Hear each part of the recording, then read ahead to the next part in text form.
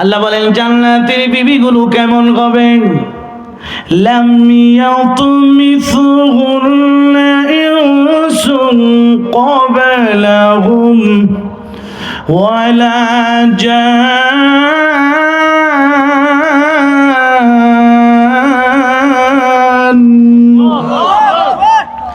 এমন ইনটেক হবে যাদেরকে কোনোদিন ইতিপূর্বে কোন পুরুষ স্পর্শ করে নাই, কোন জিন্নাতেও স্পর্শ করে নাই।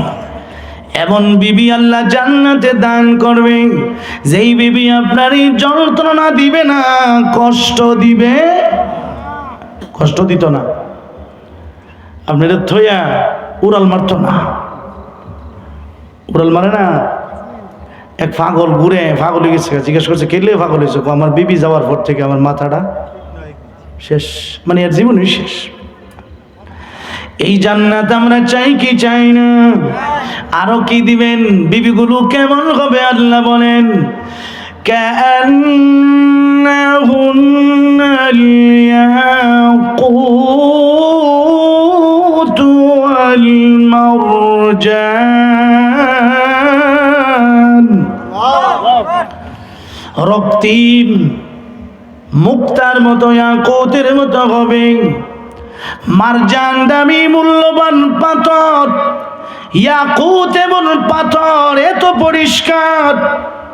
আল্লাহর নবী হাদিস শরীফে বলেন ইয়াকুত পাথরের ভিতরে যদি একটা সুতাও ঢুকানো হয়, পরিষ্কার হওয়ার কারণে সুতাটা পর্যন্ত দেখা যাবে। জান্নাতের হুরেরা এত সুন্দর হবে, 70 জোড়া জামা পরার পরেও সৌন্দর্য দেখা যাবে। সুবহানাল্লাহ। কথা বুঝেন না? আমার এই পাঞ্জাবিটা পরার পরে ভিতরে চামড়া দেখা জানি, হুরেরা 70 জোড়া কাপড় গাও দেওয়ার পরও ভিতরের চামড়া দেখা যাবে। শুধু চামড়া নয়, গোশত দেখা যাবে, গোশত নয় হাড্ডি দেখা যাবে, হাড্ডি নয় হাড্ডির ভিতরের মজ্জা মগজ পর্যন্ত দেখা যাবে। আরে মানুষটা যদি বেশি সুন্দর হয় দেখবেন রোগটি সবটি দেখা জানি, রোগ গনম যা। জান্নাতের হুরেরা কত সুন্দর হবে। দুনিয়ার কিছু সুন্দরী হইয়াই তো ফাল মারে, জান্নাতের হুরেরা কেমন হবে? আল্লাহর নবী বলেন একজন হুর যদি তার কালি আঙ্গুলটার কোনাটা একটু দুনিয়ায় বের করে দেয়, পুরা দুনিয়া আলোকিত হয়ে যাবে, সূর্যের আলোর প্রয়োজন হবে। সুবহানাল্লাহ। সুবহানাল্লাহ। আসতে গেছে না, তবে 12টার পরে ঠিক আছে এই অবস্থা। 12টার পরে যে আওয়াজ ইনসাফের সাথে দিদি শুনবে।